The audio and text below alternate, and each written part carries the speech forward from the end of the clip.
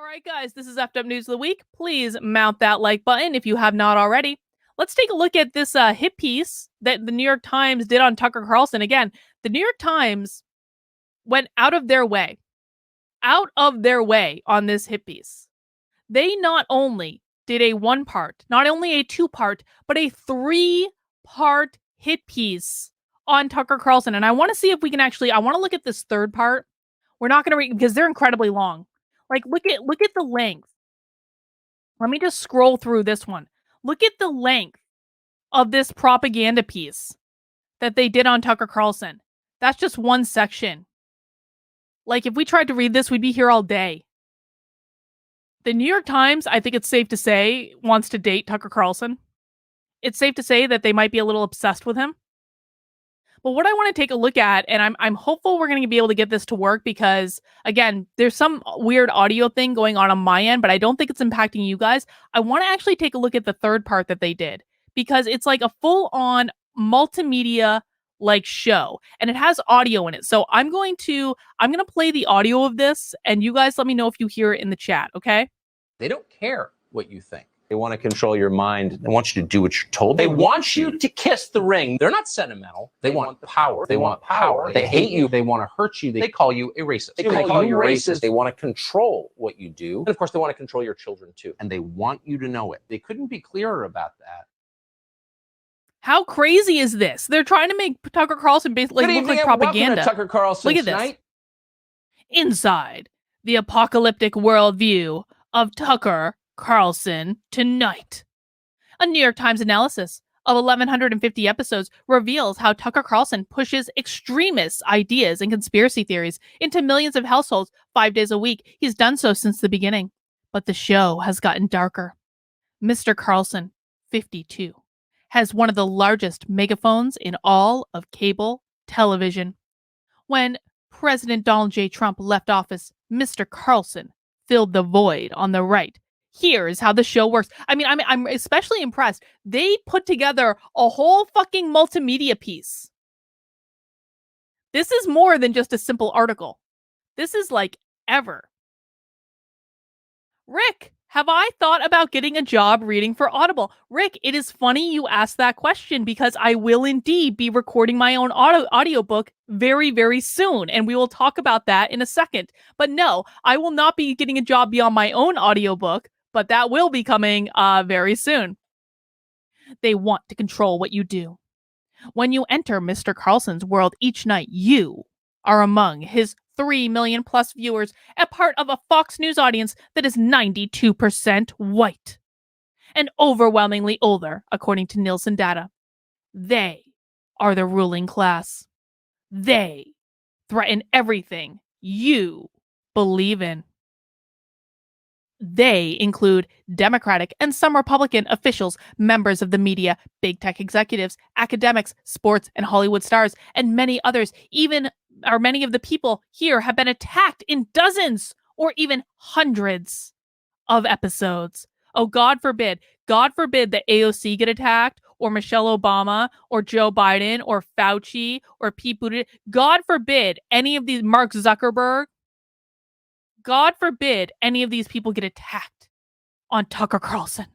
So Tony Fauci is back, unchastened, with still more commands. He cares about the environment to the extent it gives him more power. Things are getting more dangerous in this country. Luckily, Kamala Harris has a plan.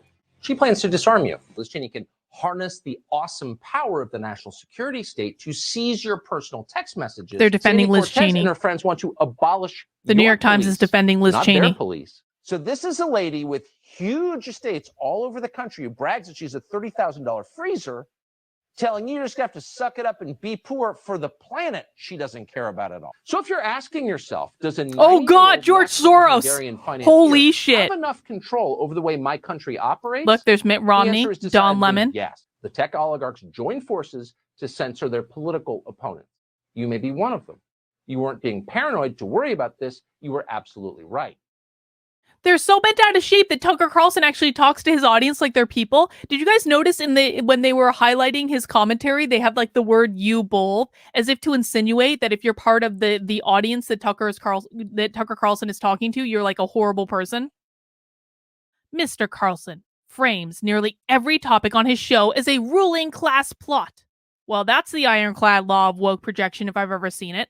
From gun control to marijuana legalization to COVID restrictions. Why are people who have taxpayer-funded bodyguards demanding that the rest of us disarm immediately? People in charge are suddenly for weed. Is it because they're super cool? Or is there some other reason they might want a passive Look how demonic population? they've made him look by zooming in on his They care about face. controlling the rest of us. They've cropped his face so closely because they want him to look like a propagandist. Dutifully changed their Twitter avatars from mask up to the now mandatory Ukrainian flag. Our ruling class is obsessed with denying biology because when you're God, there is no objective reality. The point of the exercise is to humiliate the rest of us. They're trying to make him look like Big by Brother, forcing us to obey transparently, which is ironic, given they're the is to ones disarm advancing you, a ministry of to strip you truth. your autonomy, your power, your right self-defense. Even the Western response to Russia's invasion of Ukraine, according to Mr. Carlson, is part of a plot. Why should you hate President Vladimir Putin when they cause everything Mr. Carlson says is wrong with society? The real enemies, Mr. Carlson implies with rhetorical questions, are his usual targets, China and the U.S. ruling class. Isn't it ironic that the New York Times is defending China? They're defending China? NanoPie, I didn't actually think about this, but it is funny, isn't it, that they're making the evil U, orange? I don't think that was an accident. Mr. Putin, whose military has bombed Ukrainian citizens and committed atrocities, is not a foe. What is this really about? Why do I hate Putin so much? Has Putin ever called me a racist? Has he threatened to get me fired for disagreeing with him? Has he shipped every middle-class job in my town to Russia? Did he manufacture a worldwide pandemic that wrecked my business and kept me indoors for 2 years? Is he teaching my children to embrace racial discrimination? Now, okay, I will say this. I actually don't think that the right is going to, obviously I'm biased, but I actually don't think that the right is going to gain anything by defending Vladimir Putin. I think it's a bad idea. Vladimir Putin is not a good guy. He is not a hero. He is not a great defender of individual liberties. He is an oligarch. He is a dictator. He is not, he is really not a good person, guys. Yes, Ukraine is corrupt, but Russia is also extraordinarily corrupt. Both countries are corrupt. There is no innocent in this particular game. So I think that the right are misstepping when they're defending Vladimir Putin. I don't think it's a good look. Nonetheless, it is worth noting here that a U.S. judge in a 2020 ruling dismissing slander accusations against Mr. Carlson said Fox News lawyers argued persuasively, that any reasonable viewer arrives with an appropriate amount of skepticism about the statements he makes. As you watch the stories in this video, consider the judge's words. Mr. Carlson often begins segments with a grain of truth or an accurately quoted story, and then he distorts a concept to fit his narrative. Mr. Carlson continually hammers at the idea that they care more about everything else: identity politics, Afghan refugees, preventing a border wall, Roger Stone's prison sentence, than you. Repetition and you framing are tools commonly used by populist or authoritarian leaders to create emotional connections with their followers. Well, okay, there is a big difference between a populist leader and an authoritarian leader. Populist leaders are not authoritarian leaders. They're just not. They don't know the definition of the word populist. They're trying to demonize populists. They care more about identity politics than they care about your life. They care more about preventing a border wall than they do about raising the wages of American workers. They care more about putting Roger Stone in prison than about punishing looters and arsonists. They care far more about foreigners than about their own people. They seem to care more about Venezuela than they care about this country. They care about Afghans far more than they care about you. They don't care about you, and they're saying that as clearly as they possibly can. They don't care about your kids, and they really don't care about your grandkids. I understand what Tucker Carlson is doing here. He's putting people to a choice. He's saying, which do you care about more, thing A or thing B? I actually think this is a really edifying thing to do. If you ever really want to know what people care about, look at what their behaviors tell you that they care about, because their behaviors will always tell you, do you care more? In the case of Disney, my favorite new example, Do Republicans care more about free speech than they do about owning Disney? Do Republicans care about lowering taxes more than they do about owning Disney? Do Republicans care more about creating small government than they do about owning Disney? See where this is going? It can be a really edifying thing. It's not always the most accurate and nuanced of statements, but if you can push people to a choice to say, do you care about A or do you care about B? Choose. That's how you start to identify what their values are. That's how you start to identify what their principles are. Because if Republicans, and I'm beating up on Republicans to make a point specifically because I know most of you guys align more in that area. If Republicans care more about, destroying Disney than they do about free speech, that is going to tell you what their behaviors are going to be moving forward. It's an extremely edifying moment to look at. Kate J, thank you for the super chat. New York Times took tons of advertising money from the CCP before the pandemic, which which Tucker reported on. So it's no surprise they defend them in the article. Yeah, I don't think we should be surprised at all. Thank you, Kate J, for that clarification. Exactly. Average person, bring it, guys. Bring it. Here are all the 1,150 Tucker Carlson Tonight episodes that the New York Times analyzed from November 2016 through 2021. Carlson invoked the ruling class in more than 800 shows. In the next slide, you will see a repetition of a theme. The ruling class wants you to shut up and obey. If you don't like it, shut up. Shut up and obey. Shut up and obey. Shut up and obey. I'm far more important than you are. Shut up. Shut up and believe. Shut up, dumb American. Shut up, racist. Shut up. Shut up. Shut up. Shut up. Shut up. Shut up. Just shut up. Okay? Just shut up. I mean, I think that Tucker Carlson is making a really clear point in that that is exactly what the Democrats want you to do. That is exactly what the woke want you to do. That is exactly what the left wants you to do. It's exactly what the progressives want you to do. They want to silence you. They very literally just created a goddamn ministry of truth. Don't tell me the government doesn't want to silence you when they're creating a ministry of fucking truth. So Tucker Carlson is exactly right. And the New York Times is pointing out correctly that Tucker Carlson is saying that they want you to shut up. That is exactly what they want you to do. The thing that the left fears the most is that people will find their voice and stand up for themselves. The thing that the left would love is if the silent majority, well, the so-called silent majority, remained the silent majority. The most effective thing that any person can do to turn back this cultural revolution in which we find ourselves is to speak up and use your voice. That is the entire point. If everyone that disagrees with the bullshit Ministry of Truth and the Joe Biden administration and Kamala Harris cackling about whatever she's cackling about in this particular moment, if every single person that disagreed with them spoke up and said no, they would have no power anymore. But they don't, which is why Democrats control everything. They want to replace you. Not only do they want to control you, Mr. Carlson warns, they want this to destroy you and your way of life. They have various ways of thinking or doing this, he asserts, including importing immigrants from the third world to replace you with more obedient voters. The premise is the crux of an unfounded racist conspiracy theory that, isn't this good journalism by the New York Times? An unfounded racist conspiracy theory that falling birth rates and immigration are leading to the replacement of white people. The theory echoes long-held beliefs of American white nationalists that Jewish elites is orchestrating this replacement. Jews will not replace us was the chant of white nationalists marching in Charlottesville. Versions of replacement theory have been cited by perpetrators of mass shootings, like those who targeted a Pittsburgh synagogue and Hispanic voters in El Paso. Well, I'll tell you this. Tucker Carlson has had on people that have advanced this fucking conspiracy theory. And I'm going to tell you, it does the right no favors to pander to this. It does the right no favors when they pander to legitimate alt-right white identitarian nonsense. The right's got to be more careful about this because Tucker Carlson has apps.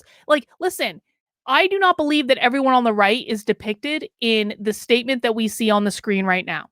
Don't believe it at all. However, the right does itself no favors when they don't denounce this bullshit and when they feature this bullshit on their primetime news, because then it will inevitably be used against you. And that has happened on Tucker Carlson before. It has. And people should, and his producers should do better. They really should. In order to win and maintain power, Democrats plan to change the population of the country. After Mr. Carlson promoted replacement theory on a show in April 2021, the Anti-Defamation League called for his firing. The Times found that it was far from the first time Mr. Carlson had done so. In more than 400 episodes, he has amplified the idea that Democratic politicians and others want to force demographic change through immigration. This is how radical demographic change happens. I don't want to live in a country that looks nothing like the country I grew up in. They can embrace the issues the middle class cares about, or they can import an entirely new electorate from the third world and change the demographics of the U.S. so completely they'll never. All right. We're going to be here all day if we don't start getting, this is all replacement stuff, blah, blah, blah. I don't want to watch all this stuff. They're really hammering on that. More and more Carlson over time, the show has evolved to become more potent and direct, an echo chamber of Mr. Carlson's narrative. Where Mr. Carlson once regularly interviewed guests who disagreed with him, he has increasingly devoted less airtime to opposing views and more to talking directly to you through his ever-growing monologues. What is wrong with Tucker Carlson talking to his audience? Isn't that what maintains a show's audience? Is if they feel like the host is speaking directly to them? Isn't that part of the point?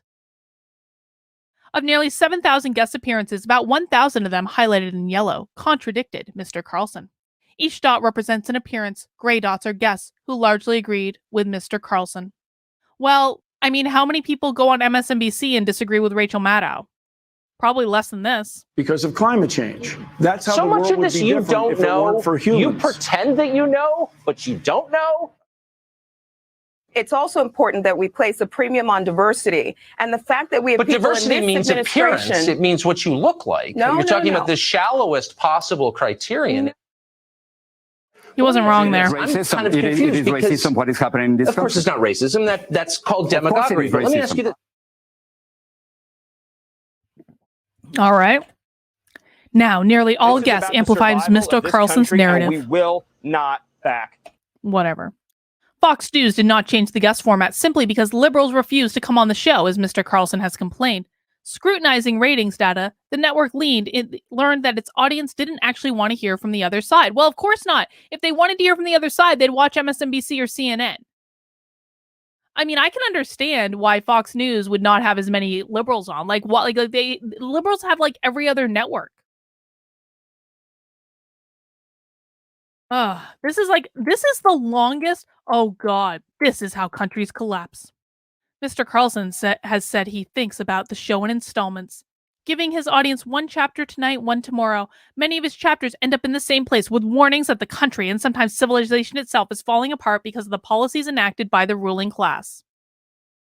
In the next slide, we'll show you what that sounds like. America isn't falling to foreign invaders. It is rotting from within because the people in charge don't think it's worth preserving. They hate the society. They hate the civilization. And so they're constantly rooting for the people who seek to destroy it. What we're watching is a full-scale assault from within on the West itself. This is how countries fall apart. Politicians in Brussels, Berlin, and Paris are going to destroy Western civilization with their enthusiasm for mass migration. This is how it ends. This is how it falls apart. Western civilization is our birthright. It makes all good things possible. If we care about our families and our civilization, about the future of our descendants, we have got to fight them like everything depended on it, because everything does depend on it. I mean, Tucker Carlson was right in pretty much everything that he said on that. And it's just so bizarre. It's like we really do live in an alternate reality in which the two different sides can look at exactly the same piece of information. And one side's going to go, yep, that's completely right. And the other side is going to go, racist. Mr. Carlson has warned of such dire outcomes in nearly 600 episodes. It seems to me that the New York Times is like mad that Tucker Carlson has a show that people like to watch where Tucker Carlson expresses his opinions and people agree with those opinions. Did I basically just sum that up? Do we even need to continue on with this multimedia story that's going to take like 17 hours to get through because the New York Times is that obsessed with Tucker Carlson that they created a 3-part series, including a multimedia journalism presentation that basically says, like, Tucker Carlson has his own show, and a lot of people watch his show, and Tucker Carlson expresses his opinion on that show, and when he has an opinion, he expresses it over and over and over again, and people like his opinion. People listen to his opinion. How dare they listen to Tucker Carlson when they could be listening to us? Did I basically just sum up the New York Times' argument? I think I did. So if you would like to read the rest of this, you can head over to the New York Times right now. You can go to their homepage. Let me find it again. There it is. You can head over and read American Nationalist, how Tucker Carlson stroked white fear to conquer cable, you evil racist and white supremacist. Well, guys, please mount that like button for me if you're enjoying this so far. And just so you know, even though there was some controversy this past week with my audiobook getting sabotaged by a woke leftist reader, I shit you not, we're taking care of it. Rick asked earlier in the chat, have I ever thought about reading for Audible? I will be reading for Audible because in the original audio recording of my book, which accidentally got released on Tuesday, a woke leftist read my audiobook. She sounds like the Crypt Keeper and the Wicked Witch of the West and the Grandmother of Flowers in the Attic. If any of you got that audiobook and listened to it, I'm so sorry. That was not what was supposed to happen. And I will be rectifying the situation. But luckily, you can still get your orders in for the book. If you order the Kindle version, you will actually get it right now. But I want to encourage everyone to order the hardcover because it's really, really nice. It came out so beautifully. They pulled down the audio version for right now. I'm going to work on them tomorrow about getting the pre-order for the audio version back up. And I will have more updates about what is going on with the book and how you guys can get a hold of that audio version, the correct audio version that I will be reading as soon as I know, and harangue my publisher into submission on that. But for right now, you can head over to activelyunwoke.com for more information. AD says it rubs the lotion on its skin or else it gets the hose again. Indeed, AD. Indeed.